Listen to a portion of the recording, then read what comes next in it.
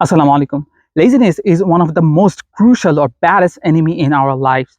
I think that we always suffer from this laziness problem. So to deal with this problem, you need to read this book, অলসতা জীবনের শত্রু. If I translate this, then it will be laziness, the enemy of our lives. And I believe that this is one of the most crucial enemies of our lives.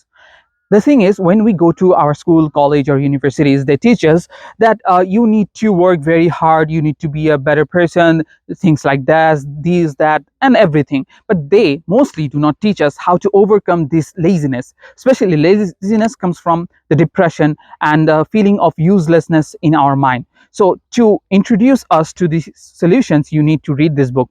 If I share my solution, it will be, for example, there are 5 times prayer if you are a Muslim. So if you schedule your routine around that prayers, so it will help you to organize your routine. Say for example, you do not know how many works you will be assigned to in a day, but what happened here is that it is obligated for you to pray 5 times a day.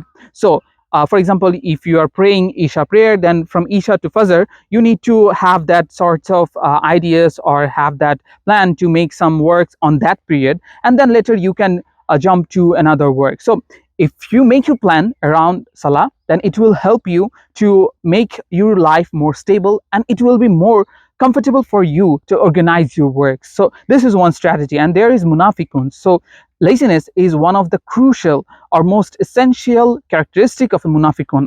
I think that no Muslim wants to think himself as munafiqun, because they are really filthy and they are not really good, because they say something but they do another thing. So in order to overcome or avoid this sort of problem, what you have to do is to deal with laziness, and you have to be really strong about it, and you have to think in a way that no, I cannot allow laziness into my life, because there are lots of works in my life, and I will have to deal with that anyhow I can.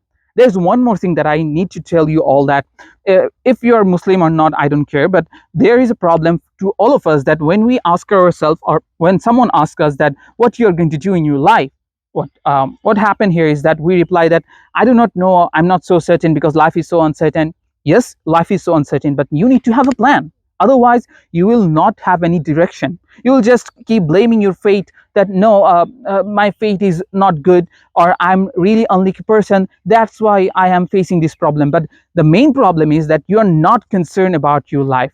At least from my perspective, I strongly suggest you to deal with this problem. And if you want to really overcome that part, you need to note down those aspects or those ambitions or aims of your life. So when you write down, you have a proper plan. Maybe you will not be able to execute 100% of the plans, but do not make yourself feel little. You need to have that okay feeling with you, that no, I'm a human being, I can make error, but at the next step, I can make things all right. So in that case, you need to be very confident about yourself.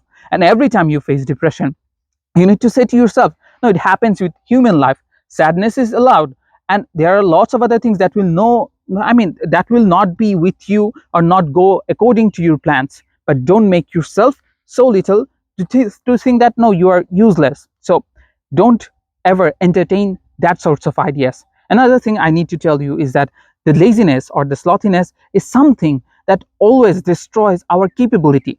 And I believe that everyone has that superpower to work on in this life.